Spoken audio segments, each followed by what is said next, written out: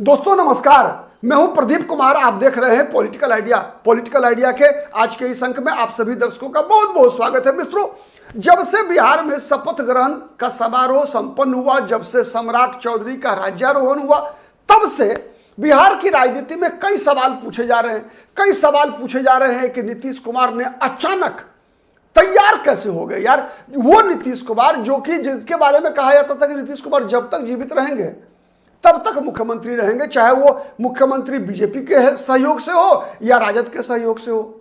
नीतीश कुमार कभी मुख्यमंत्री का पद नहीं छोड़ेंगे, लेकिन नीतीश कुमार ने छोड़ा। कई ऐसे सवाल सम्राट चौधरी के बारे में पूछे जा रहे हैं कि सम्राट चौधरी किसकी पसंद है, आखिर बीजेपी के पक्ष की पसंद है कि नीतीश कुमार की पसंद है। नीतीश कुमार की पसंद है तो क्यों है, कई सवाल है। निशांत कुमार ने शपथ क्यों नहीं लिया, क्यों डिप्टी सीएम बनने को तैयार नहीं हुए। लेकिन सबसे ज्यादा जो सवाल पूछा जा रहा है दोस्तों इस सम्राट चौधरी के शपथ ग्रहण के बाद, वो सवाल यह है कि विजय सिन्हा को किस बात की सजा मिली। क्या विजय सिन्हा को भूमिहार होने की सजा मिली, मतलब जाति के कारण विजय सिन्हा को मंत्री नहीं बनाया गया, या फिर विजय सिन्हा को इसलिए सजा मिली, विजय सिन्हा को इसलिए मंत्री नहीं बनाया गया इस सरकार में क्योंकि विजय सिन्हा ने बारी बारी से सम्राट चौधरी और नीतीश कुमार से पंगा लिया था। तो क्या सम्राट चौधरी से नीतीश कुमार से पंगा लेना विजय सिन्हा को पड़ा महंगा, या फिर भूमिहार होना पड़ा महंगा? क्या है कारण, जानने का प्रयास करते हैं दोस्तों इस वीडियो में। सबसे पहले समझिए कि विजय सिन्हा बाद में बात करेंगे हम कि भूमिहार होने की सजा कैसे मिली। मेरा तो मानना है कि दोनों कारण थे। एक कारण विजय सिन्हा भूमिहार हैं इसलिए उनको नहीं बनाया गया चौथा मंत्री। 3 मंत्रियों ने शपथ लिया ना, ठीक है, विजय सिन्हा को आप डिप्टी सीएम नहीं बनाते, क्योंकि बीजेपी के साथ जदयू का जो गठबंधन है उस गठबंधन का एक सिद्धांत बना कि जिसका सीएम होगा उसके अलावा दूसरी पार्टी का 2 डिप्टी सीएम होगा। जब जदयू का सीएम नीतीश कुमार थे तो बीजेपी से 2 डिप्टी सीएम बने, ठीक है, और जब बीजेपी का सीएम बना तो 2 डिप्टी सीएम जदयू से होगा। तो ठीक है, मान लिया विजय सिन्हा डिप्टी सीएम नहीं होते, लेकिन विजय सिन्हा चौथे मंत्री के रूप में तो शपथ ग्रहण हो सकता था ना। चौथे मंत्री के रूप में विजय सिन्हा का तो शपथ हो सकता था। 2 मंत्री जदयू का, 2 मंत्री भाजपा का, एक मंत्री आप लोजपा का भी करा देते, उपेंद्र कुशवाहा का करा देते, इनका जीतन राम मांझी के पुत्र का करा देते। इसमें तो विवाद नहीं था ना, ठीक है, कि बीजेपी के लोग संसद में जो संविधान संशोधन बिल पर बहस चल रही है, परिसीमन के मामले में, महिला आरक्षण के मामले में, या फिर बंगाल के चुनाव में, तमिलनाडु के चुनाव में बीजेपी के नेता व्यस्त है, मान लिया मंत्रिमंडल विस्तार नहीं होगा, लेकिन एक विजय सिन्हा का तो करवा सकते थे आप, क्योंकि विजय सिन्हा भी डिप्टी सीएम थे, सम्राट चौधरी भी डिप्टी सीएम थे नहीं, और विजय सिन्हा विधानसभा के अध्यक्ष भी रह चुके थे, इससे पहले कई बार मंत्री रह चुके थे, श्रम एवं कल्याण मंत्री पहले रहे, खान एवं भूतत्व मंत्री रहे विजय सिन्हा, कई विभागों के मंत्री रहे, उप मुख्यमंत्री रहे, विधानसभा अध्यक्ष रहे।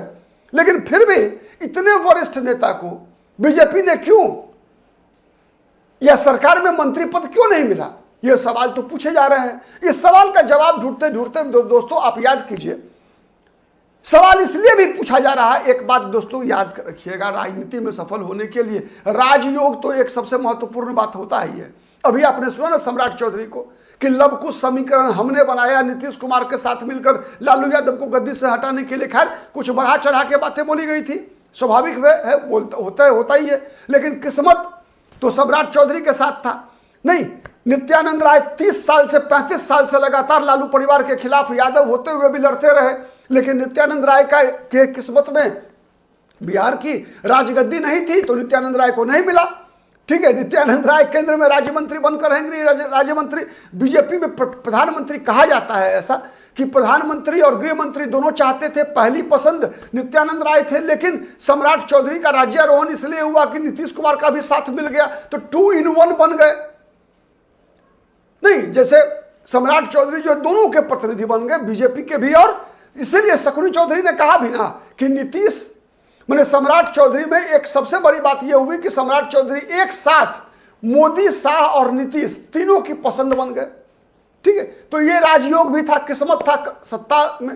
तो ये बातें तो विजय सिन्हा ने लिखा भी, विजय सिन्हा ने कहा भी ना बयान, जब शपथ ग्रहण संपन्न हो गया सम्राट चौधरी का, तो विजय सिन्हा ने क्या कहा? विजय सिन्हा ने कहा कि लाठियां मैंने खाई, ठीक है, सालों तक मेहनत किया। एबीवीपी से लेकर आरएसएस से लेकर भाजपा में शहर मंडल वार्ड के से लेकर जो है 25-30 साल 35 साल से लगातार जो है सड़क पर लड़ते रहे बीजेपी के लिए। लेकिन खैर वो एक अलग एपिसोड था। लेकिन उससे पहले भी याद कीजिए मित्रों, जब भारतीय जनता पार्टी विधायक दल का अब की बैठक हुई, शिवराज सिंह चौहान पर्यवेक्षक के रूप में मौजूद थे। जब शिवराज सिंह चौहान ने पर्ची दिया विजय सिन्हा को कि आपको ही नाम प्रस्ताव करना है सम्राट चौधरी का विधायक दल के नेता के रूप में, तो विजय सिन्हा ने अपनी मर्जी से 2-3 शब्द जोड़ा उसमें, कमांडर के आदेश के अनुसार। इससे पहले कभी सुना था क्या कि बीजेपी के विधायक दल के नेता के चुनाव में जो प्रस्तावक है इस शब्द का इस्तेमाल कर रहा है कि कमांडर के आदेश के अनुसार एक अनुशासित पार्टी कार्यकर्ता होने के नाते मैं भाजपा विधायक दल के नेता के रूप में फलाने व्यक्ति का नाम प्रस्तावित करता हूं। ऐसा कभी हुआ था? नहीं हुआ था। विजय सिन्हा ने प्रस्ताव किया, रेणु देवी ने समर्थन किया, सम्राट चौधरी नेता चुने गए। शपथ ग्रहण में भी विजय सिन्हा उपस्थित नहीं थे। खैर उस दिन शाम में सम्राट चौधरी से जाकर जरूर मिले विजय सिन्हा, बधाई दी। तो चलिए आते हैं मुद्दे पर। दोनों मुद्दा है कि तकरार पड़ा महंगा, पंगा पड़ा महंगा, या जाति से सजा के कारण सजा मिला। मित्रों पहले पंगा लेते हैं सम्राट चौधरी से। सम्राट चौधरी मार्च 2021 की घटना है दोस्तों। मार्च 2021 में सम्राट चौधरी भारतीय जनता पार्टी के कोटे से नगर विकास मंत्री थे और विजय सिन्हा विधानसभा के अध्यक्ष। बिहार विधानसभा में नगर विकास मंत्रालय से संबंधित एक विधायक के प्रश्न पर सम्राट चौधरी को टोकते हुए विजय सिन्हा ने कहा था कि मंत्री जी, आपके विभाग से जो जवाब आया है वो जवाब अधूरा है। मेरा कार्यालय खुला हुआ था देर रात तक, ठीक है, 9 बजे तक कार्यालय में जवाब आ जाना चाहिए था, लेकिन आपके विभाग से जवाब नहीं आया। तो सम्राट चौधरी कहते हैं व्याकुल नहीं होना था, मतलब बहुत व्याकुल नहीं होना है, आप परेशान मत होइए। और इस तरीके से सम्राट चौधरी ने कहा था, जिस तरीके से माने आसन सर्वोपरि नहीं हो बल्कि मंत्री बड़ा आसन छोटा, मतलब बहुत व्याकुल मत होइए, ये कहने का मतलब था दोस्तों। उसके बाद विजय सिन्हा काफी नाराज हुए। उन्होंने कहा कि बहुत, इसका मतलब क्या है मंत्री जी, वापस लीजिए बात को, वापस लीजिए, आप वापस लीजिए बात, आप गलत कर रहे हैं, आप आसन को उंगली दिखा रहे हैं, आप आसन के साथ ऐसे व्यवहार नहीं कर सकते, ऐसे शब्दों का इस्तेमाल नहीं कर सकते। अंत में तत्कालीन संसदीय कार्य मंत्री के हस्तक्षेप के बाद सम्राट चौधरी को खेद व्यक्त करना पड़ा था, दुख व्यक्त करना पड़ा था कि उन्होंने ऐसे शब्दों का इस्तेमाल आसन के प्रति किया। तो यह तकरार हुआ था मार्च 2021 में। और फिर एक साल के बाद, आपको याद है 2020 में जब बीजेपी और जदयू की सरकार बनी नवंबर 2020 में, तो फिर 22 में तो नीतीश कुमार बीजेपी को भी टाटा बाय बाय कह के फिर चले गए थे इंडिया अलायंस में राजद और कांग्रेस के साथ। तो मार्च 22 की घटना है दोस्तों, विधानसभा का बजट सत्र में लखीसराय में कुछ दिनों से घटनाएं घट रही थी।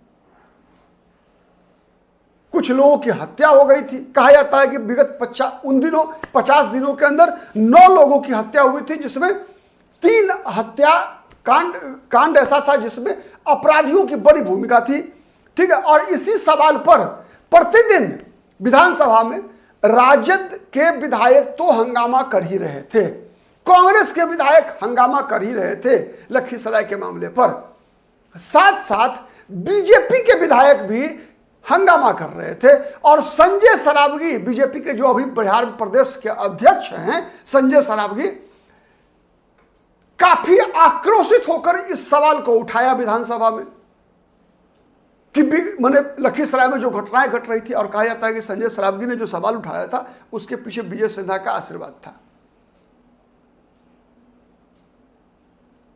तो जब बार बार यह सवाल पूछा जाने लगा और उन सवालों पर विजय सिन्हा गृह मंत्रालय के प्रभारी मंत्री, गृह के माने जवाब देने के लिए विधानसभा में, गृह मंत्रालय तो नीतीश कुमार के पास था, लेकिन जवाब देने के लिए विधानसभा में गृह मंत्रालय के संबंधित प्रश्नों का जवाब देने के लिए नीतीश कुमार ने विजेंद्र यादव, जो कि सरकार में, नीतीश कुमार की सरकार में सबसे बुजुर्ग मंत्री हैं, उनको नीतीश कुमार ने एक तरह से मतलब जिम्मेवारी दी हुई थी, अब तो थी।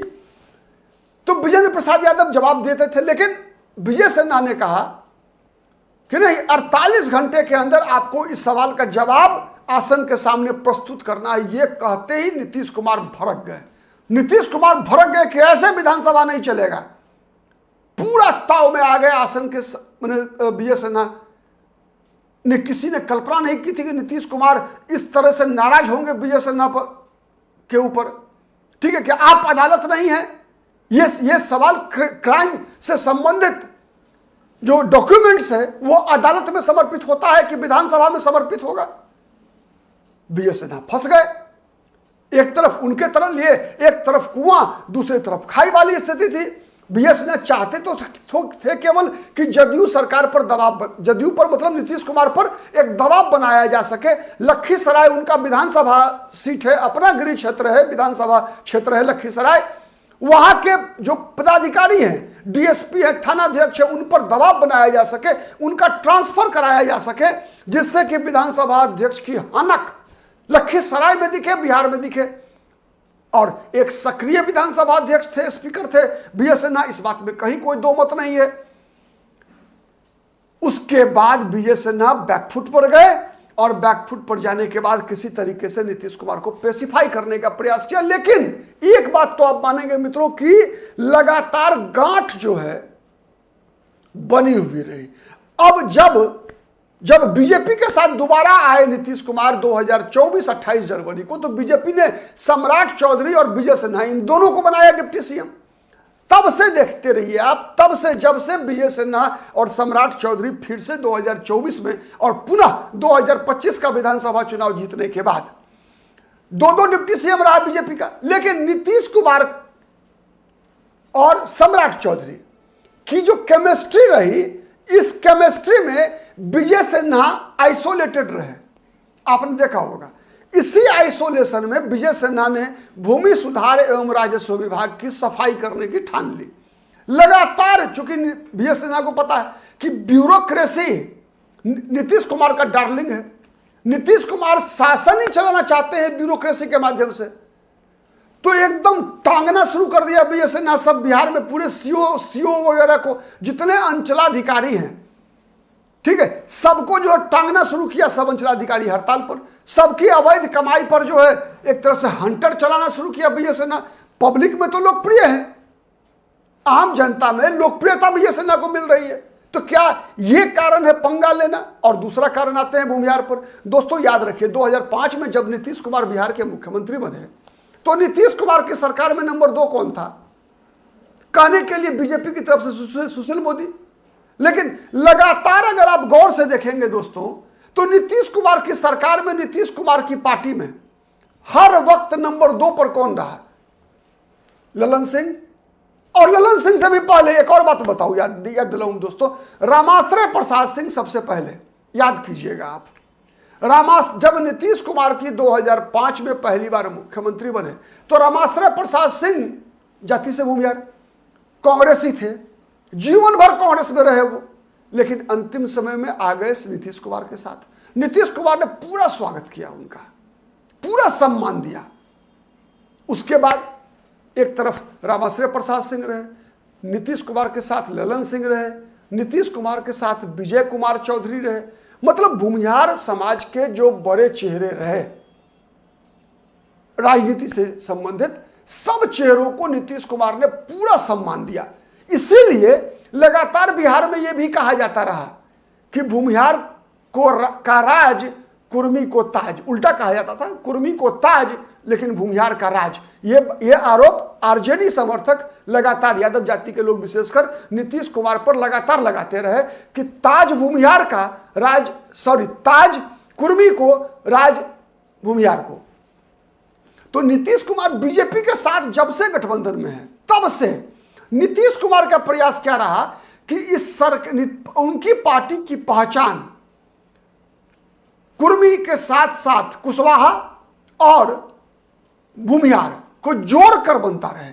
इसीलिए आपने देखा होगा कई बाहुबली, कई रॉबिन हुड जो भूमिहार समाज से थे, सबको नीतीश कुमार ने पूरा सम्मान दिया, संरक्षण दिया, चाहे वो अनंत सिंह हो, चाहे वो सुनील पांडे रहे हो, चाहे वो मनोरंजन सिंह धूमल सिंह रहे हो, जितने लोग भी थे सबके सबको नीतीश कुमार ने पूरा संरक्षण प्रदान किया, पूरा सम्मान प्रदान किया। यहां तक कि ब्यूरोक्रेसी में भी सबसे ज्यादा 2 जाति के ब्यूरोक्रेट्स नीतीश कुमार की सरकार में पूरा सम्मान पाते रहे। एक तो नीतीश कुमार के स्वजातीय कुर्मी और दूसरा भूमिहार जाति के लोग।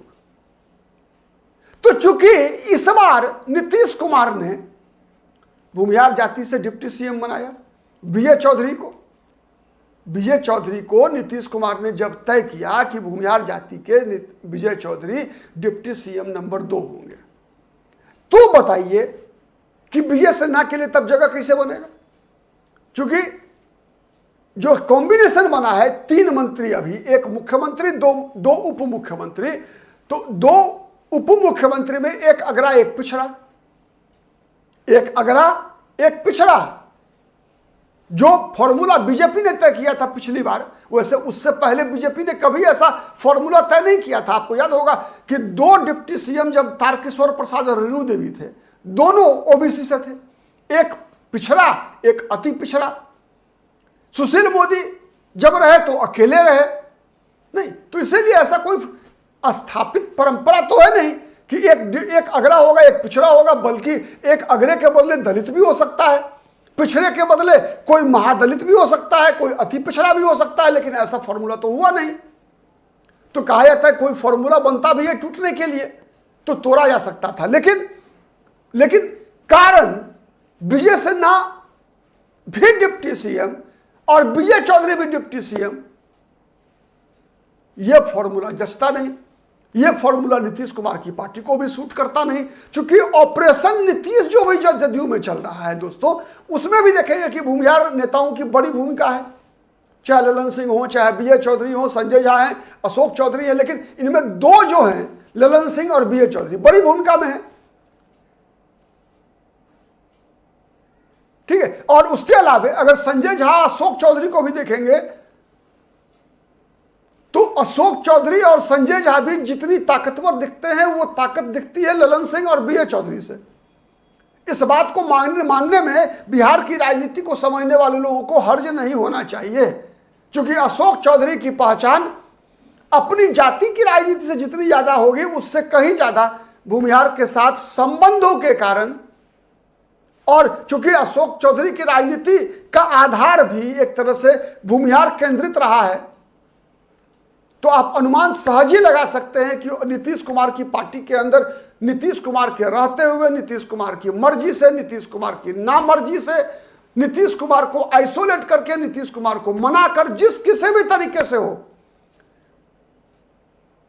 सबसे बड़ी भूमिका अगर किसी की है तो इन 4 लोगों की है, और इन 4 लोगों का केंद्र ललन सिंह और विजय चौधरी हैं या नहीं है बताइए।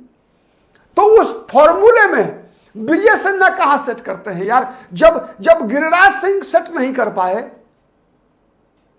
जब कभी भी गिरिराज सिंह भी मंत्री भी रहे अगर नीतीश कुमार की सरकार में, तो गिरिराज सिंह को नीतीश कुमार ने कितना वैल्यू दिया, विजय सिन्हा को नीतीश कुमार ने कितना नोटिस किया है। मतलब जितने भी अंचलाधिकारी बिहार में भूमि सुधार एवं राजस्व मंत्री रहते हुए हड़ताल पर गए, विजय सिन्हा को डिसोबे किया। क्या नीतीश कुमार की मर्जी के बगैर ऐसा हो रहा था? क्या सम्राट चौधरी की मर्जी के खिलाफ हो रहा था ऐसा? जब विजय सिन्हा को डिसोबे कर रहे थे बिहार में नौकरशाह,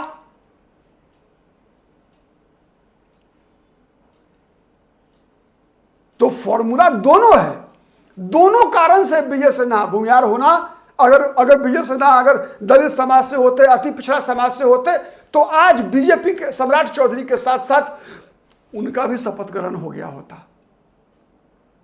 तो दोनों फैक्टर है, पंगा भी और भूमिहार होने की सजा भी। आप कितने सहमत हैं कमेंट करके बताइएगा। आज के लिए इतना ही, फिर मुलाकात होगी किसी अन्य मुद्दे पर। तब तक के लिए नमस्कार।